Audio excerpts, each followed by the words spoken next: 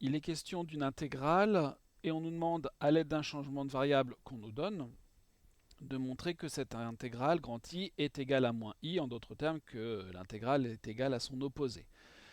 Et on nous demande, pour finir, ce que vaut cette intégrale. Alors ça, on peut déjà répondre à cette question, puisque si grand I égale moins grand I, le seul nombre que l'on connaît qui est égal à son opposé, eh bien c'est 0. Donc si jamais on arrive à prouver que I égale moins I, eh bien on aura prouvé que l'intégrale vaut 0.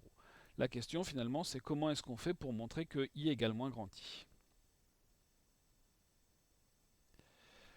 Donc cette intégrale I, c'est l'intégrale de 1 demi à 2 de ln de x sur 1 plus x carré dx. Et ici, on nous propose un changement de variable qui nous est donné de façon un petit peu différente de ce qu'on a eu l'habitude de traiter, puisque on nous donne l'ancienne variable en fonction de la nouvelle. D'habitude, on a plutôt la nouvelle en fonction de l'ancienne. Néanmoins, si x égale 1 sur t, eh bien t est égal à 1 sur x. On peut calculer notre élément différentiel.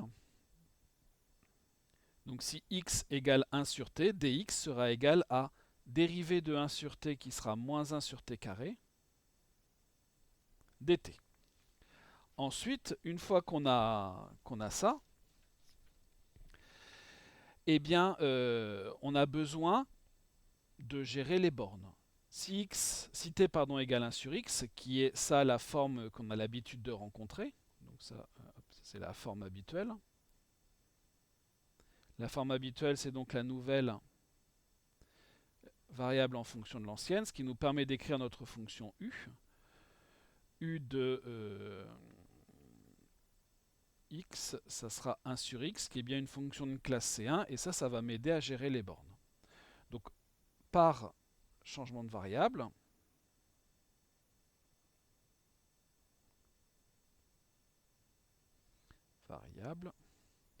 mon intégrale I, elle est égale à l'intégrale de u de 1 demi à u de 2. Donc, intégrale de quoi? De ln de x, le x qui est là-dedans, hop, je dois le remplacer par 1 sur t. Donc, ln de 1 sur t, divisé par 1 plus x carré, donc le x, je vais le remplacer par 1 sur t. Et le dx, je le remplace par tout ça.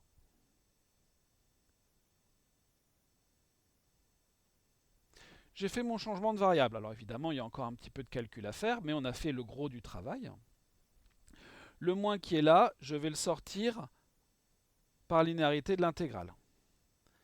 Ensuite, u de 1 demi, sachant que u c'est 1 sur x, 1 sur 1 demi, ça me fait 2.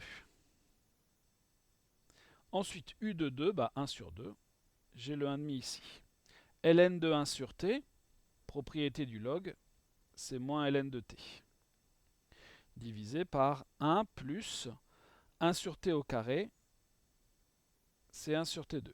Multiplié par 1 sur t2, le moins qui était devant, je l'ai sorti par linéarité, dt. Ensuite, je termine mon calcul, donc ce moins-là, je peux également le sortir par linéarité. Alors, je vois qu'il y a des questions qui se posent, j'y répondrai juste après. Donc ln de t, multiplié par 1, donc ln de t, et ensuite, le dénominateur de cette fraction, je vais le multiplier par celui-là. Donc ce qui me fait t carré plus 1, et il me reste mon dt. Et puis dernière chose à faire, je vais remettre entre guillemets les bornes dans le bon ordre. Et pour ça, ça revient à multiplier l'intégrale par moins 1. Donc ici, j'aurai mes bornes dans l'autre sens, ce qui me fait ressortir un signe moins. ln de t sur 1 plus t2 dt. Et là, je reconnais ici mon intégrale de départ. Ça, Même si la variable ne porte pas le même nom, c'est pas grave, on a dit que la variable était muette. Ça, c'est égal à l'intégrale de 1 demi à 2 de ln de x sur 1 plus x carré dx. En d'autres termes, ça me fait moins i. Donc ce que l'on vient de dire, c'est que i était égal à moins i. Et le seul nombre que l'on connaît qui est égal à son opposé, c'est 0. Voilà ce qui termine cet exercice 5.